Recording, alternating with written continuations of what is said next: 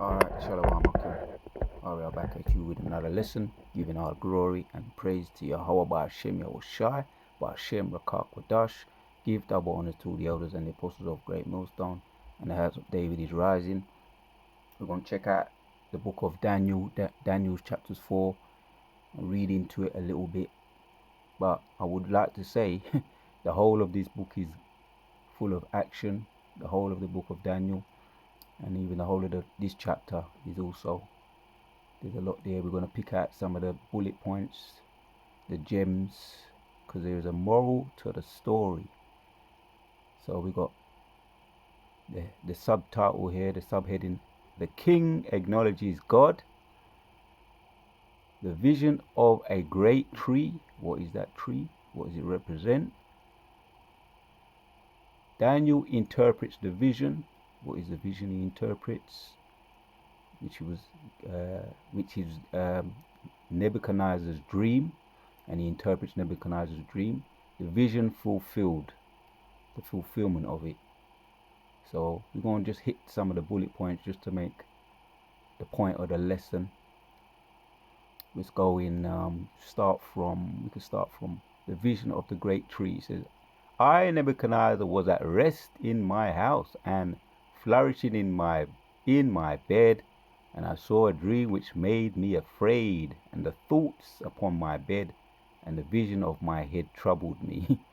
So just to cut to the chase, the tree, the vision of the tree is the rulership of King Nebuchadnezzar, and it's cut down. And what does the cut down mean? Hold on, let's get back up a bit. He says, and I saw the dream which made me afraid, and the thoughts upon my bed and the vision of my head troubled me. Therefore I made a decree to bring in all the wise men of Babylon before me, that they might make known unto me the interpretation of the dream. Then came in the musicians, the astrologers, the Chaldeans, the soothsayers, and told the dream before them, but they did not make known unto me the interpretation. So I told the dream before them, but they did not make unto me the interpretation. But at the last Daniel came in before me. So Daniel was the last resort, and he called Daniel, whose name was Belshazzar, according to the name of my God. That's the name they gave him. And in whom is the spirit of the holy gods. And before him I told the dream. So he told Daniel the dream, and we won't get to it.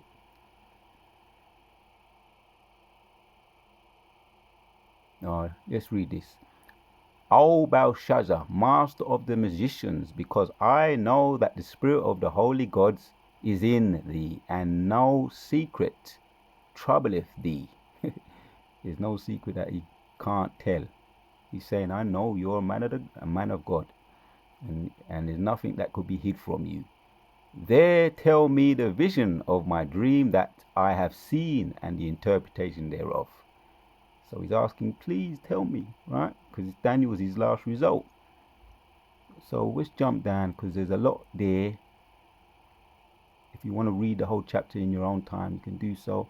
But I want to bring out one of the points I'm looking for. Daniel interprets the vision, and then Daniel, whose name was Belshazzar, because the tree was cut down, it represented him, actually is fulfilled, or it's broken down in the interpretation of the vision, which we're going to now. And Daniel, whose name was Belshazzar, was astounded for 1 hour, and his thoughts troubled him. The king spoke and said, Belshazzar, let not the dream or the interpretation thereof trouble thee. Belshazzar answered and said, my lord, the dream be into them that hate thee, and the interpretation thereof to thine enemies. The tree that thou seest, which grew and was strong, whose height reached unto heaven, and the sight thereof to all the earth, whose leaves, whose were fair, and the fruit whereof much, and it was meat for all, under which the beasts of the field dwelt, upon whose branches the fowls of the heaven had their inhabitation. That's a big tree. Just say that is a big tree. It is thou, O king, that art grown and become strong, for thy greatness is grown and reached unto heaven, and thy dominion to the end of the earth. He's telling him that that tree represents you or your rulership. It is a big tree. So you're big. He's saying you're big in the area. He's saying Nebuchadnezzar is big, just like the tree that represents you, your rulership.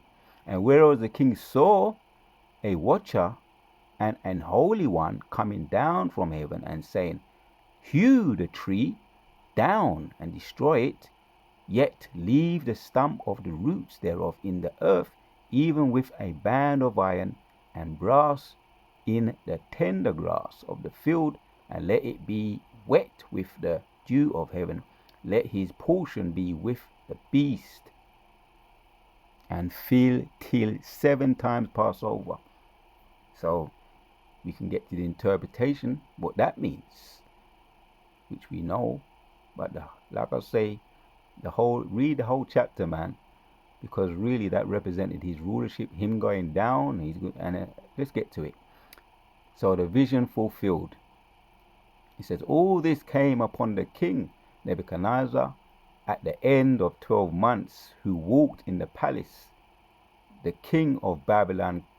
The king spoke and said, is not this great Babylon that I have built for the house of the kingdom be by the might of my power and for the honor of my majesty? Right, you see, he's taking it. He's taking all the glory. He's boasting. He's bragging. That's what he's doing. That's what he's doing there. He's boasting, saying, the king spoke and said, is not this great Babylon that I have built, right, for the house of the kingdom be by the might of my power and for the honor of my majesty? Saying there, I, my, and my. I, my. That I have built for the house of my kingdom by the might of my power and for the honor of my majesty. See, he ain't giving no credit. He's taking all the glory for himself. And here's the kicker. So while the word was in the king's mouth, there fell a voice from heaven saying, O King Nebuchadnezzar, to thee it is spoke, the kingdom is departed from thee. So that's the interpretation. We get into it now of that tree being cut down. 32, and they shall drive thee from men. Let's go back again. While the word was in his mouth, there fell a voice from heaven saying, O King Nebuchadnezzar, to thee it is spoken, the kingdom is departed from thee. So that's the cutting down of the tree. Giving us the interpretation here. The tree being cut down, and they shall drive thee from men, and thy dwelling shall be with the beasts of the field. They shall make to eat grass as oxen. 7 times shall pass over thee, until thou know that the Most High ruleth in the kingdom of men, and he giveth it to whomsoever he will. So he's become a beast. He's going to be a beast for 7 years, and he's going to be living, as it says there. Let's get to it. 33 of 4, Daniel 4. The same hour was this thing fulfilled, and Nebuchadnezzar, he was driven from men and did eat grass as oxen, and his body was wet with the dew of heaven, till his hairs were grown like eagle's feathers, and his nails like birds. Yeah, it sounds a bit like when you hear, these documentaries on Bigfoot. Somebody that they always see him in the shadows, but they never get to actually catch him. Bigfoot. If you've heard of those old stories of Bigfoot or the wildebeest, you hear about them all the time. But this sounds like Bigfoot. Nebuchadnezzar has reduced it into just a mere beast living off the field, right? And it carries on the interpretation. It says, at the end of the days, I, Nebuchadnezzar, this is what's actually happening. It actually happened. There was an interpretation, but this is what he's actually saying. He's actually saying it. He's living it. At the end of the days, I, Nebuchadnezzar, lifted up mine eyes unto the heaven, and my understanding returned unto me. And I blessed the Most High, and I praised and honored him that liveth for ever, whose dominion is an everlasting dominion, and his kingdom is from generation to generation. There you have it. So it's not just a story.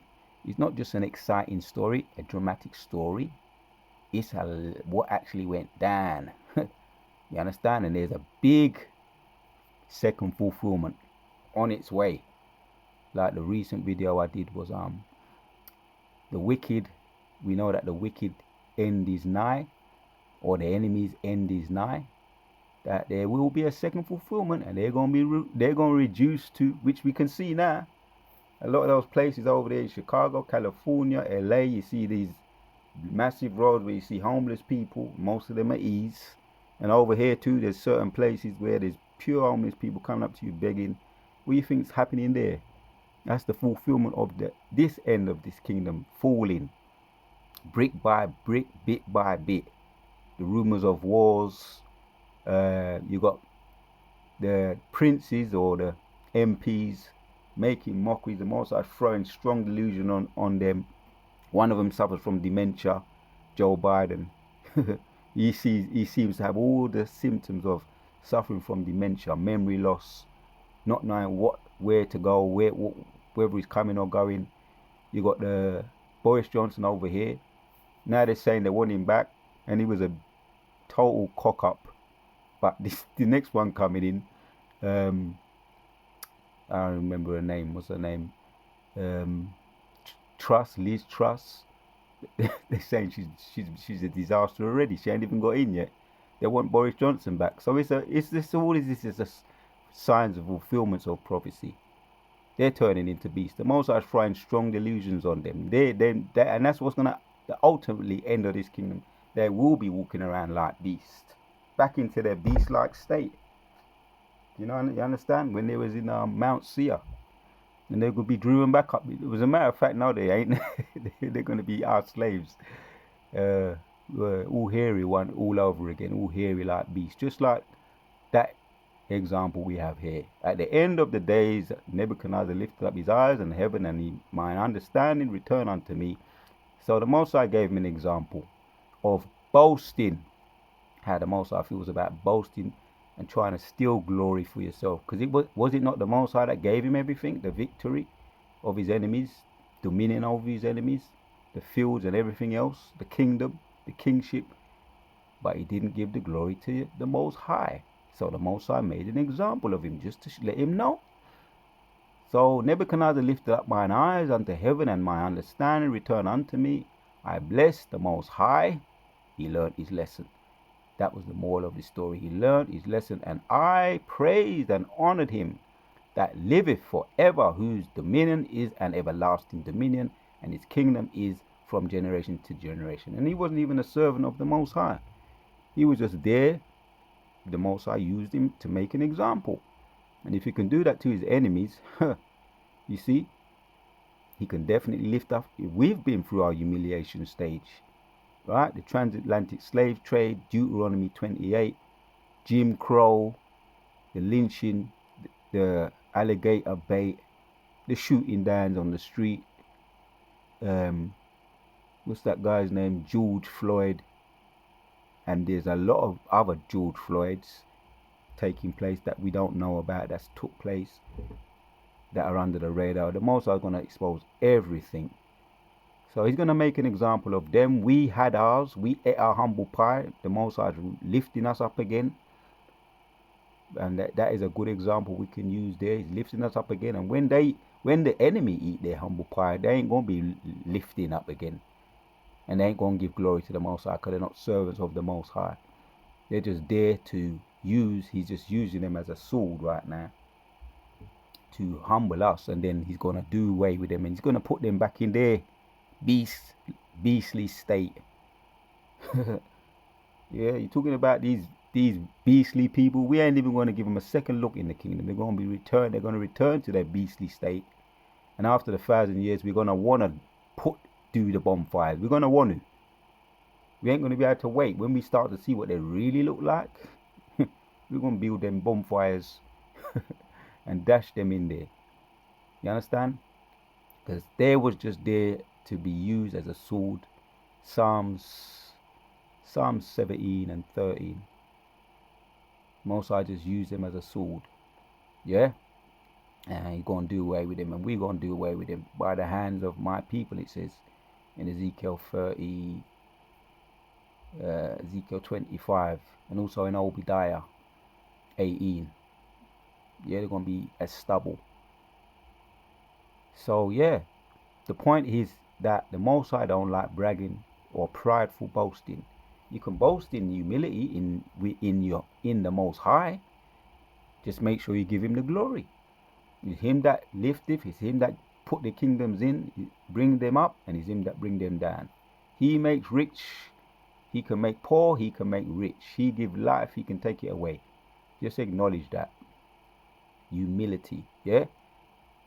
So, at the same time, my reason return unto me, and for the glory of my kingdom, my honor and brightness return unto me, and my counselors and my Lord sought unto me. And I was established in my kingdom, and excellent majesty was added unto me. Now I, Nebuchadnezzar, praise and extol and honor the King of heaven, all whose works are truth, and his ways are judgments, and who that walk in pride is able to abase. There you have it. The Most High is able to abase them. Let's check out this word. So that was the moral of the story. That is how the Most High feels about prideful boasting. Acknowledge the Most High in all we do. Right? So we must acknowledge the Most High in all we do. Accept it and give him the glory. All praises to Yahweh Bashim Yoshai. Me doing this video, I want to give all praises for the spirit that the Most High gave me to do this video. The water to Yahweh Bashim Yoshai. In all we do, we try. We're in the flesh, yeah. And if we fall, we must get back up again. The righteous man falls 7 times, he get back up again. But give glory to the Most High. Otherwise, he make an example, yeah.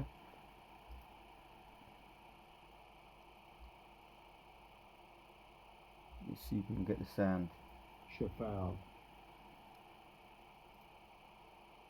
Strong's H8214. Shafal. Shafal. To obase.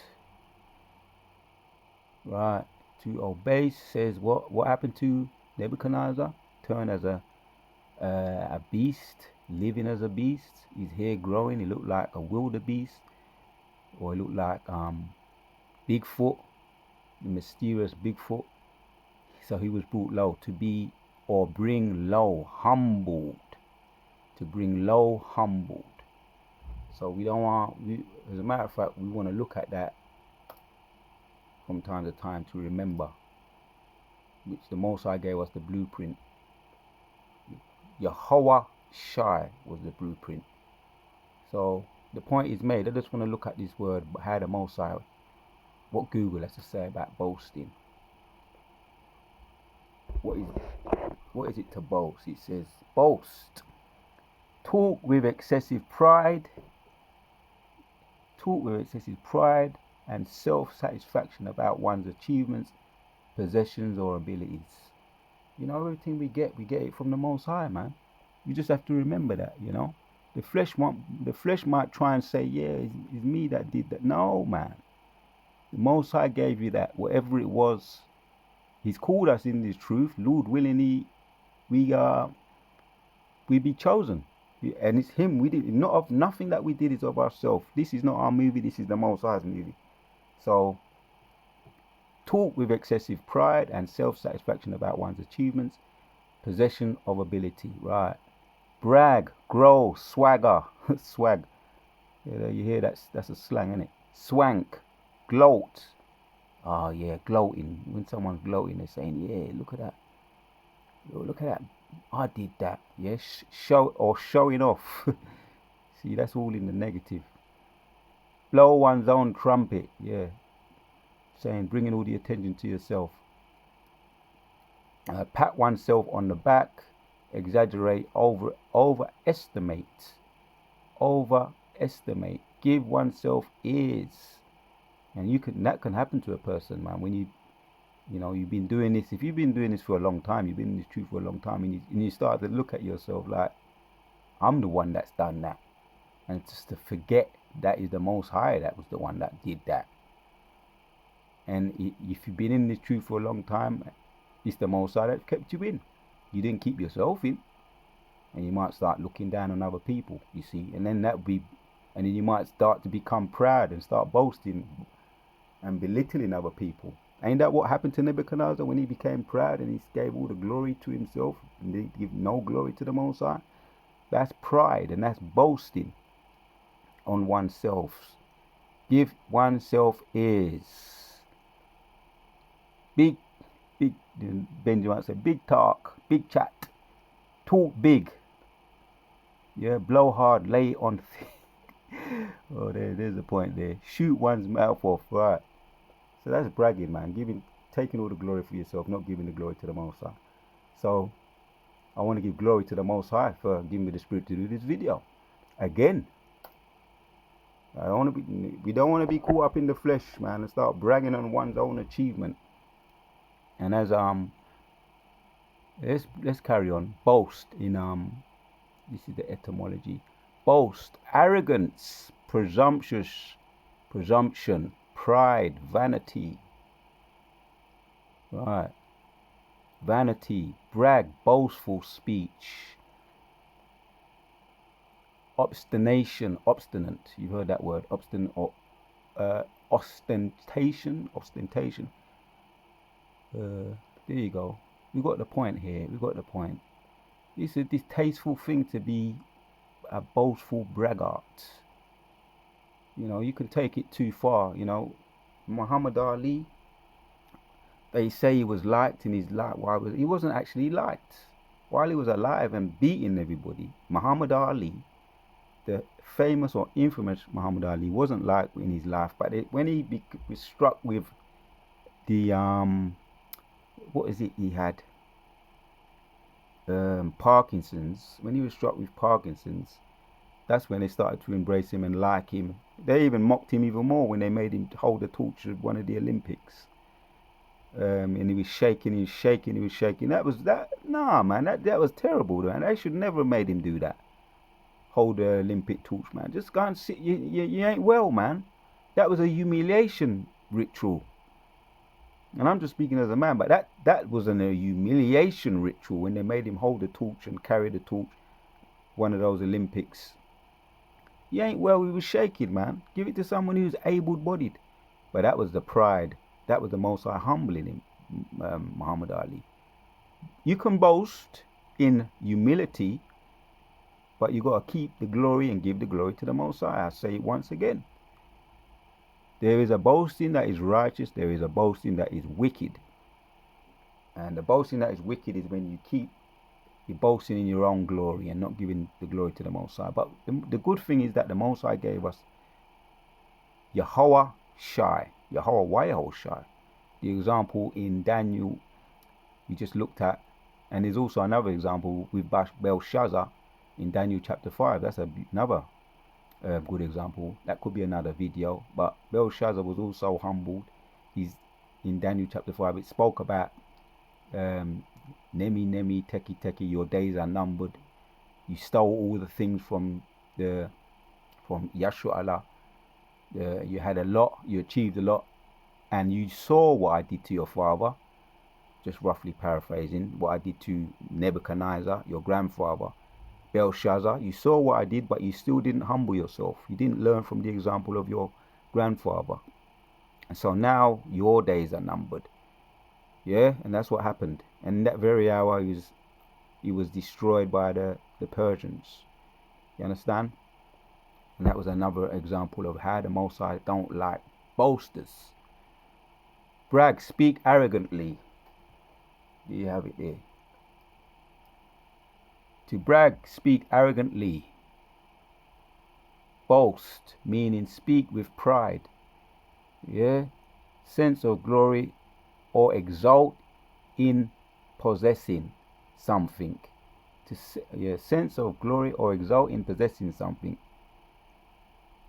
is from that of possess something remarkable or admirable. Yes, a lot of people, they boast in their cars.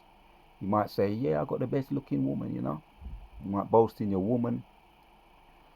And a lot of those things are objective anyway. Whatever. Just keep your damn mouth quiet, man. If you know that you know everything the Most High give you, is you give the glory to the Most High for that. You can get carried away with all that boasting thing, and the Most High is gonna have to humiliate you, man. The example of Belshazzar, when he lost his kingdom in one hour, one night, he was overrun, and they took everything that he had, the silver, the gold possessions, and all his concubines, and he was humiliated. Nebuchadnezzar also. And there's a precept here, because this is something that you see a lot of. Let's read it, and then we're going to end off the videos. Difficult times will come, right? So we want to get 2 Timothy chapters 1. It says, this know also that in the last days perilous times shall come, for men shall be lovers of their own selves, covetous, boasters, pride, blasphemers, disobedient to parents, unthankful, unholy. Yeah, covetous. Let's look at the word anyway. While we're on that subject, we just looked at the word in the Google. We see what Blue has to say about boasting, which we know what it is, but we have to always be mindful that the flesh wants to do that if we let it. Right? Got to wheel yourself in. Aladzone. So I might title this video, Beware of Prideful Boasting. Something along them lines. Beware of prideful boasting. What is it? An empty pretender. A boaster. A pretender. So what are you just acting? You're just a pretender. Because really you are, if you're boasting. Because what you got, you're pretending. You didn't give it to yourself. The Most High gave it to you. Whatever it is. Simple and plain. Point blank period. Whatever you got, the Most High. Whatever you got, whatever I got, the Most High gave it to me. The Most High gave it to you. Right? So that is what it is. Empty pretender, a boaster, a pretender. So since I gave that example of prideful boasting, I want to give an example of how we can boast. Oh, there's another one in Romans also. Romans chapters 1 and 30 says, backbiters, haters of God, despiteful, proud, boasters, inventors of evil things, disobedient to parents. And these are all the things of the flesh. These are all the things of the flesh. Backbiters, haters of God. And that prideful boasting, that all comes in the same breath. You understand? We don't want to be under that. None of these categories here. Backbiters, haters of God, despiteful, proud, boasters, inventors of evil things, disobedient to parents. Because that's how the Most High says is going to destroy those people in Revelations 21 and 8. They're going to be in the lake of fire.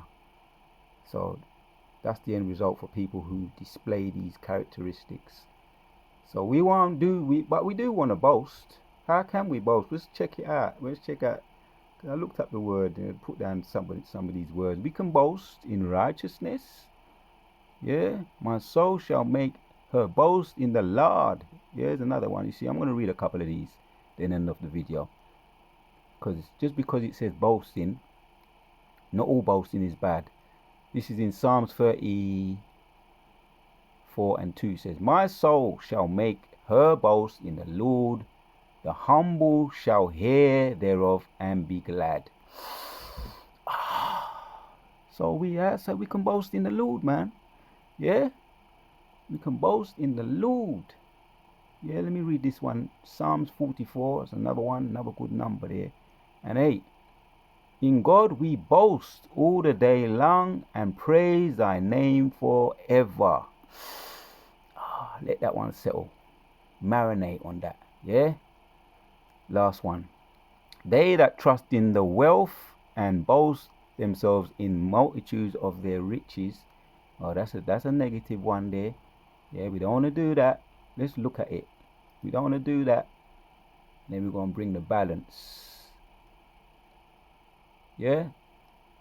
They that trust in wealth and boast themselves in the multitudes of their riches, none of them can by any means redeem his brother, nor give to God a ransom for him. Right. See, that's what he did. That's what Nebuchadnezzar did. He boasted in his riches, and he couldn't redeem himself from that beast-like state.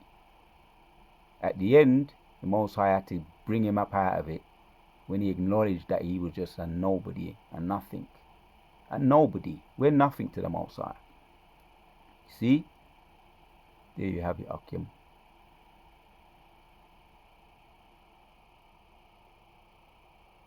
See if we can find one more.